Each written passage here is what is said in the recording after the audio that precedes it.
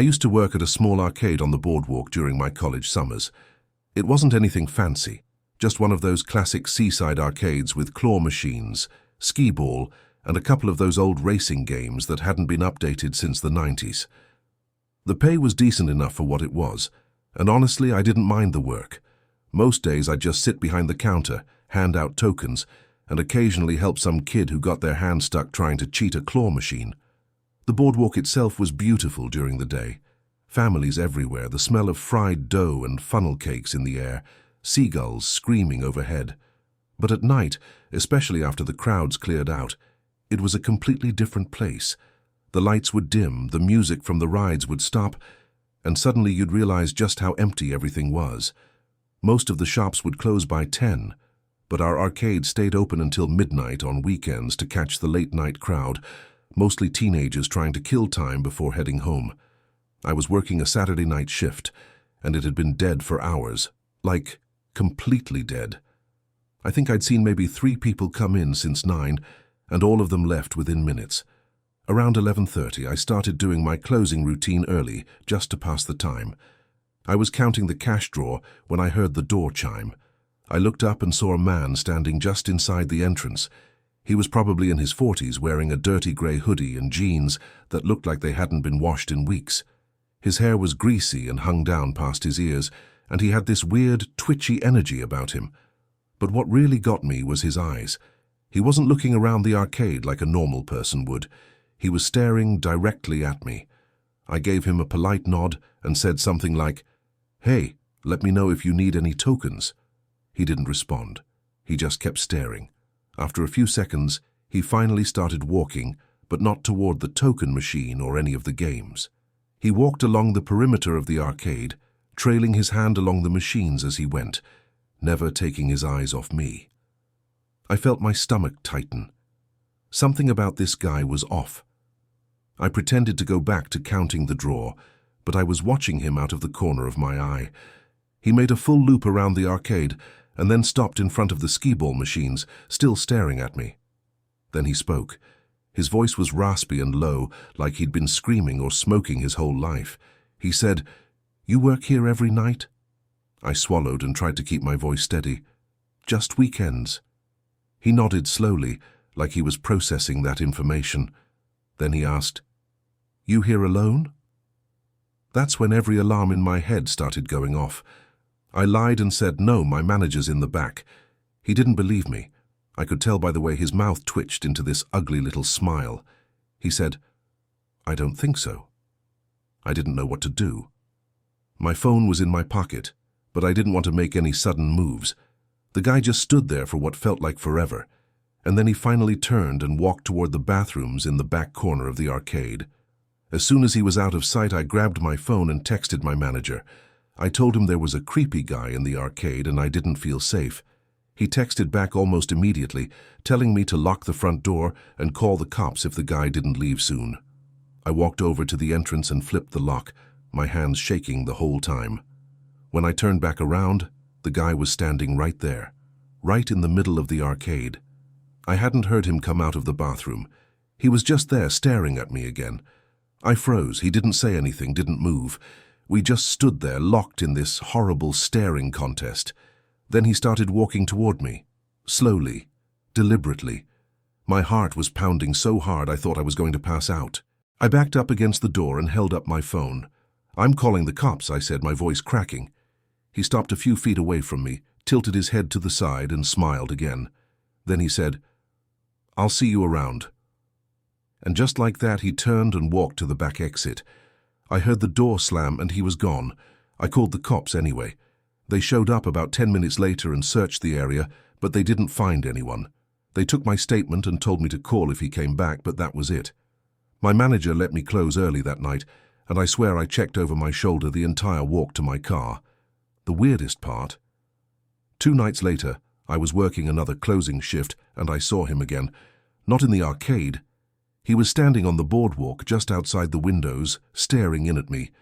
When I made eye contact, he waved. I quit the next day.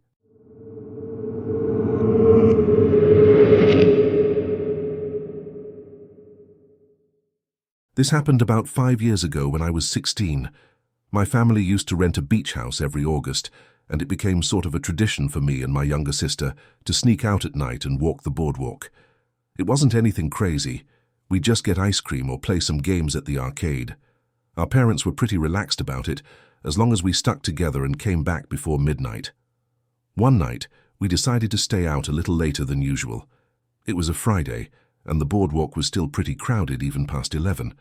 We were just walking around, taking in the atmosphere, when my sister said she needed to use the bathroom.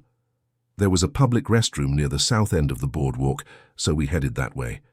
The bathroom was one of those old, poorly lit concrete blocks that always smelled faintly of mildew and cheap cleaning products. My sister went inside while I waited outside, leaning against the railing and watching the ocean. A few minutes passed and I started to get impatient. I knocked on the door and called her name, but she didn't answer. I pushed the door open and stepped inside. The lights were flickering, and there was this horrible buzzing sound coming from one of the fluorescent tubes. I called her name again, louder this time, and I heard her voice coming from one of the stalls. "I'm in here," she said, but something about her tone was off. She sounded scared. I walked over to the stall and tried the handle, but it was locked. I asked her what was wrong, and she said, "There's someone in here with me." My blood ran cold. I thought she was messing with me at first, but then I heard it. A faint shuffling sound coming from inside the stall. I crouched down and looked under the door, and I saw 4 feet. 2 of them were my sister's. The other 2 belonged to someone else. I started panicking. I told her to unlock the door, but she said she couldn't. She said the person was standing right behind her, holding the lock shut. I didn't know what to do. I thought about running to get help, but I didn't want to leave her alone. Then I heard the person inside the stall laugh. It was low and raspy, and it made my skin crawl. I started pounding on the door, screaming at whoever was in there to let her go.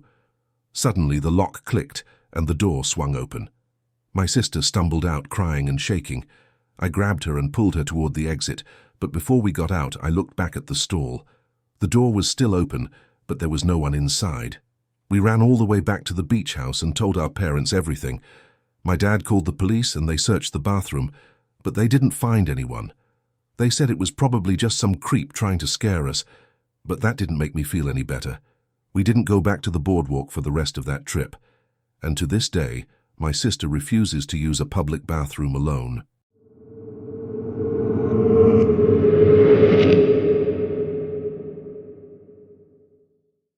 I'm a photographer, and a few years ago I was working on a project documenting old boardwalks along the East Coast.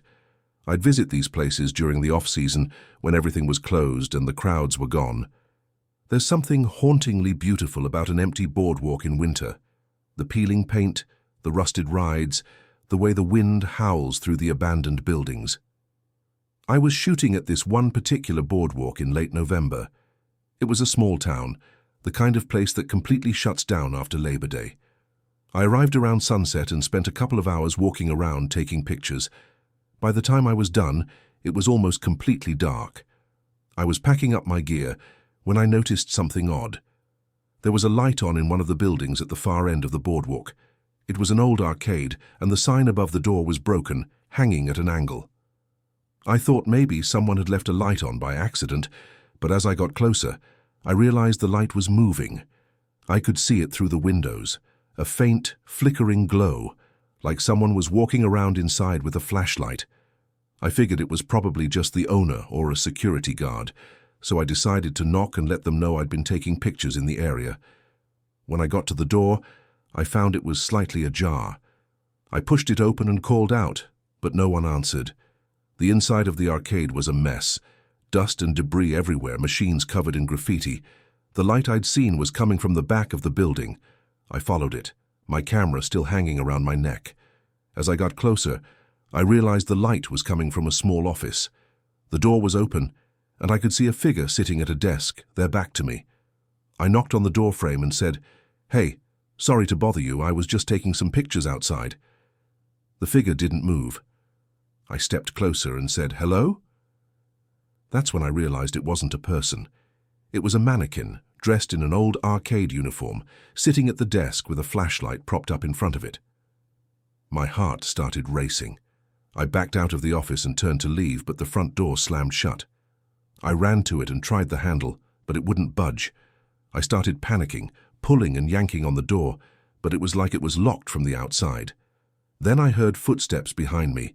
I spun around and saw someone standing at the other end of the arcade, silhouetted against the dim light from the office.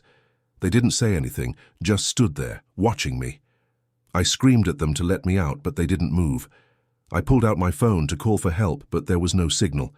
The footsteps started again, slow and deliberate, coming toward me.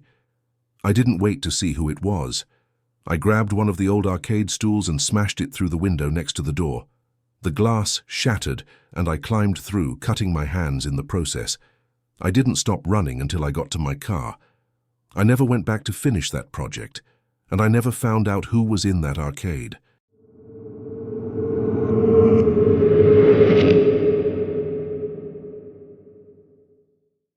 When I was 19, I worked as a janitor for the Boardwalk in my hometown.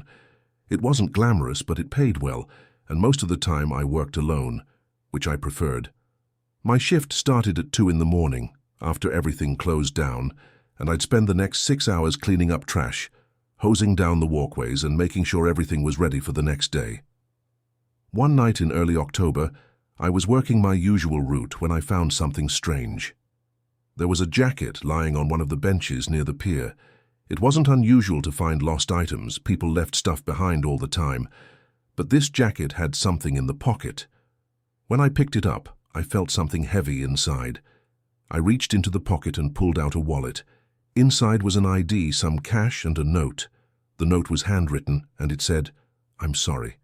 I can't do this anymore." My stomach dropped. I'd heard about people jumping off the pier before. It wasn't common, but it happened.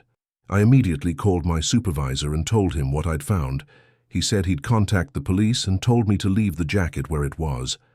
I did what he said, but I couldn't shake the feeling that something was wrong.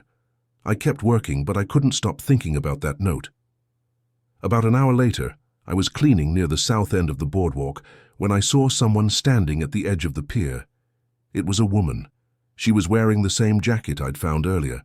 I called out to her, asking if she was okay, but she didn't respond. I started walking toward her, and as I got closer, I realized she was soaking wet, like she'd just climbed out of the ocean. I asked her again if she was okay, and this time she turned to look at me. Her face was pale, her eyes were empty, and she had this eerie, distant expression. She opened her mouth like she was going to say something, but no sound came out. Then she turned back toward the ocean and jumped. I ran to the edge of the pier and looked down, but I didn't see anything. No splash, no body, nothing. It was like she'd vanished into thin air. The police searched the area the next morning, but they never found her. They never even found the jacket. I quit that job 2 weeks later. I still don't know what I saw that night, but I know I'll never forget it.